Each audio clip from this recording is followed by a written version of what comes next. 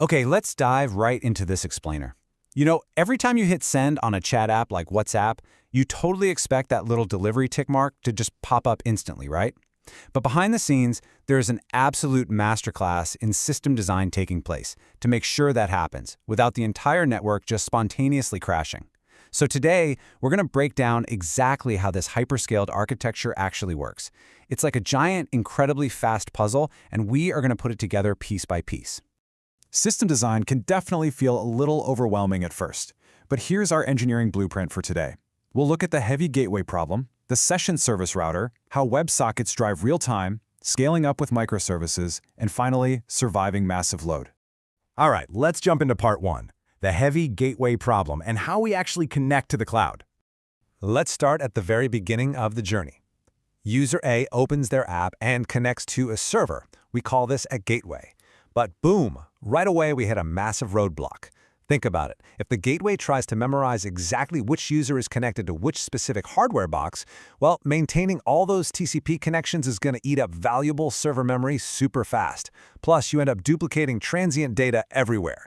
You are literally wasting tremendous computing power just trying to track who is connected where.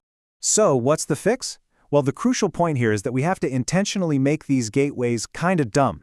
A gateway shouldn't be doing heavy thinking. It should literally just hold the TCP connection open.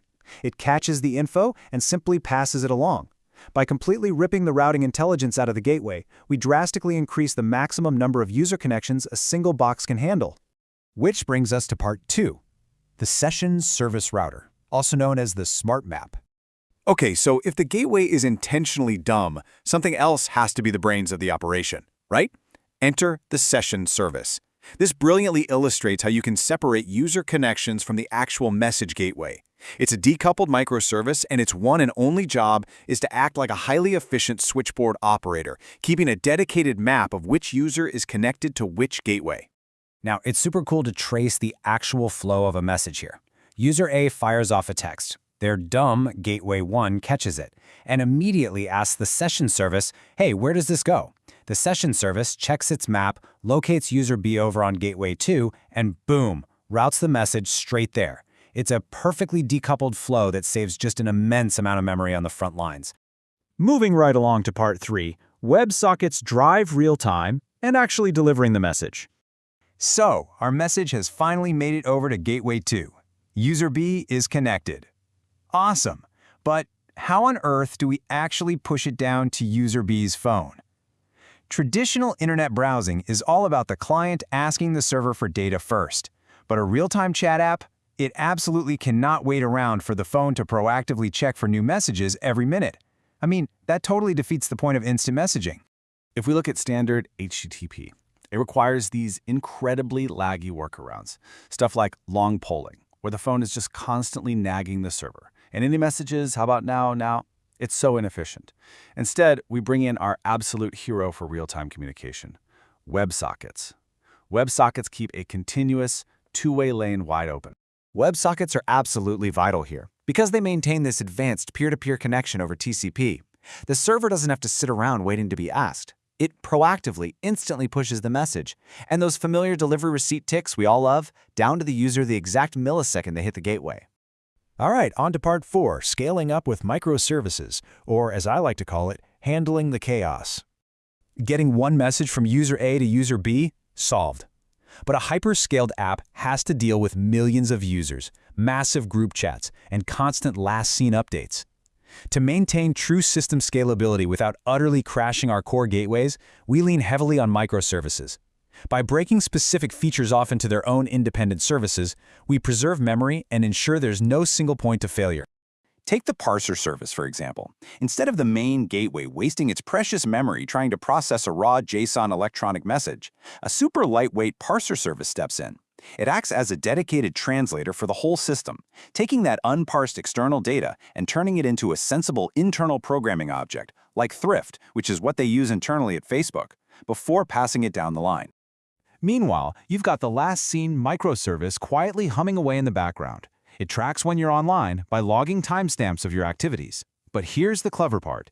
It's cleanly separated from the core messaging pipeline, and it requires the client to flag automated background requests, like delivery receipts. So it intelligently filters those out and only updates when you are genuinely interacting with your phone.